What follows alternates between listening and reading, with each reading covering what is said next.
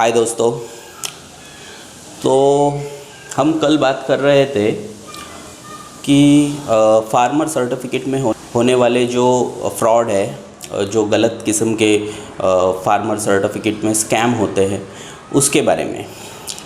तो farmer certificate में एक बहुत ही आम होने वाला स्कैम है कि जैसे कि मैंने आपकी पावर लेने के बाद में मैं गया राजस्थान में एक ज़मीन ख़रीदी आपके नाम पे ज़मीन ख़रीदने के बाद में कुछ दिनों तक आपका वो 7/12 जो है वो ऑनलाइन दिखा, और उसके बाद में फिर मैंने आपकी ज़मीन को आपकी मर्ज़ी के बगैर वहाँ पे वापस ले लिया, या फिर किसी और को बेच दिया, या तो फिर वो ज़मीन मैंने मेरे नाम पे या किसी और के नाम पे या ओरिजिनल किसान के नाम पे कर दी। तो ये होता कैसे है? तो आपकी एक जैसे बाइंग के लिए पावर ली जाती है, उसी प्रकार की एक सेलिंग के लिए पावर ली जाती है। तो वो सेलिंग की पावर वहाँ पे वही बनाते हैं और वहाँ पे वो रजिस्ट्री कर देते हैं। इस प्रकार से वो होता है। अब होने के बाद में जब आप देखते हैं ऑनलाइन मेरा नाम नहीं दिख रहा है, तब आप उनसे पूछते हैं कि क्या हुआ है करके। तो फिर आपको जवाब मिलता है, जनरली लोग जवाब देते हैं कि कुछ काम चल रहा है जिसकी वजह से वो ऑनलाइन इस वक्त नहीं दिख रहा है। तो काम आपका नाम कुछ दिनों में आ जाएगा करके। तो फिर वो बोलते हैं आपको कि हम लोग मैनुअल वेरिफिकेशन करके दे देंगे आपका। अगर ऑनलाइन नहीं दिख रहा है तो हम लोग उसको मैनुअली वेरीफाई करके दे देंगे। आप ज़मीन खरीद लो महाराष्ट्र में और वहाँ के तहसीलदार से एक पत्र निकालो और वो पत्र हमको दे देना, मैं मैनुअली आपको वेरीफाई करके दे दूँगा।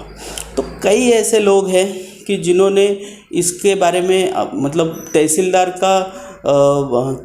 के साथ में कुछ मिल के, या तो फिर उस तहसीलदार के मर्ज़ी के बगैर तहसीलदार के साथ मिल के, मुझे तो नहीं लगता, लेकिन वो गवर्नमेंट रिस्पॉन्सिबल पर्सन है, लेकिन उन्होंने उनके जो सील होते हैं, उनकी जो सिग्नेचर्स होती है, उन सारी चीज़ों को एक लेटर पे उतार के आपको एक मैनुअली, हाँ बाबा वेरीफाइड हो गया। जैसे हमारे यहाँ पे जो मानगांव के हमारे यहाँ पे एक तहसीलदार थे, उन्होंने मुझे बताया था कि मेरे को एक दिन में वेरिफिकेशन मिल गया, राजस्थान से एक दिन में वेरिफिकेशन आ गया। तो कैसे बना वो? तो एक दिन में होने का वही कारण है कि वो सब जब घर पे ही बना हुआ है, तो फिर काहे का वेरिफिकेशन और किस चीज़ का? एक्चुअल मैनुअल वेरिफिकेशन क्या प्रोसेस होता है वो मैं अभी आपको बताता हूँ। मैनुअल वेरिफिकेशन क्या होता है, कई पुराने ज़माने में जब 7/12 ऑनलाइन नहीं था, नाम पे जब ऑनलाइन नहीं दिखता था, तब यहाँ का एक ज़िम्मेदार व्यक्ति जो तहसीलदार होता है, वो तहसीलदार वहाँ के तहसीलदार को एक पत्र लिखता था और पूछता था कि ये फलाना पर्सन ने हमारे पास से एक ज़मीन खरीदी हुई है यहाँ पे महाराष्ट्र में, तो वो ज़मीन जो है, वो ज़मीन आपका जो राजस्थान का जो ज़मीन है उसका हमारे यहाँ पे 7/12 जोड़ा हुआ है। तो आप मुझे इसका आंसर दे दीजिए कि ये जो ज़मीन है वो उनके नाम पे वहाँ पे है सच्ची में, या तो फिर नहीं है।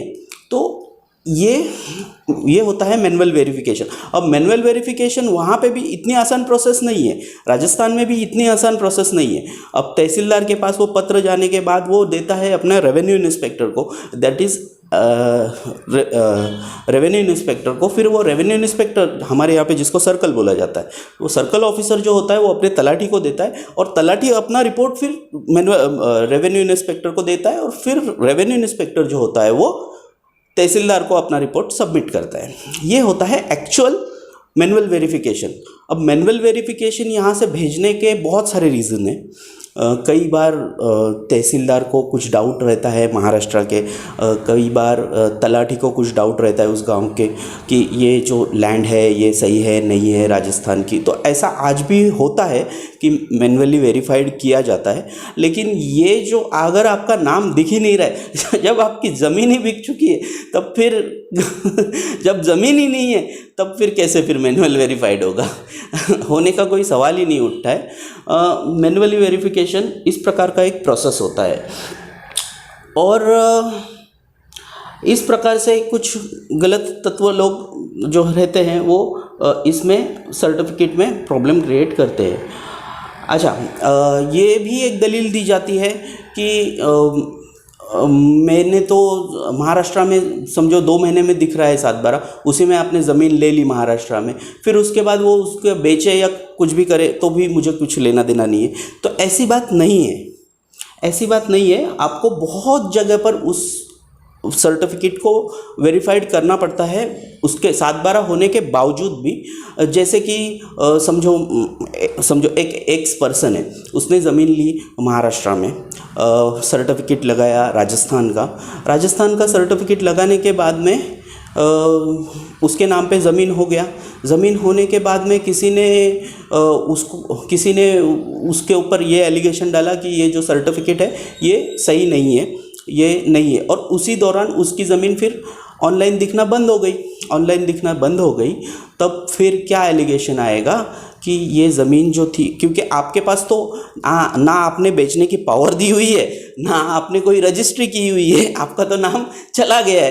तो पहला जो तहसीलदार या जो भी कार्यालय या फिर न्यायालय, जो भी न्यायालय होगा, वो आपसे यही पूछेगा कि आपकी ज़मीन वहाँ पे क्यों नहीं दिख रही। तो क्यों नहीं दिख रही है उसका रीज़न आप क्या देंगे? उसका रीज़न आप ये थोड़ी देंगे कि वहाँ पे मैंने तो भाई ऐसे ही ली थी, 2 महीने दिखी फिर चली गई, ऐसा थोड़ी होता है। या तो फिर आपने रजिस्ट्री की हुई है उस ज़मीन की, किसी के नाम पे बेच दी है, या तो फिर आपने किसी को पावर दी है कि मेरी ज़मीन आप बेच दो। तो विदाउट पावर ये ज़मीन बेचना ये गलत चीज़ है।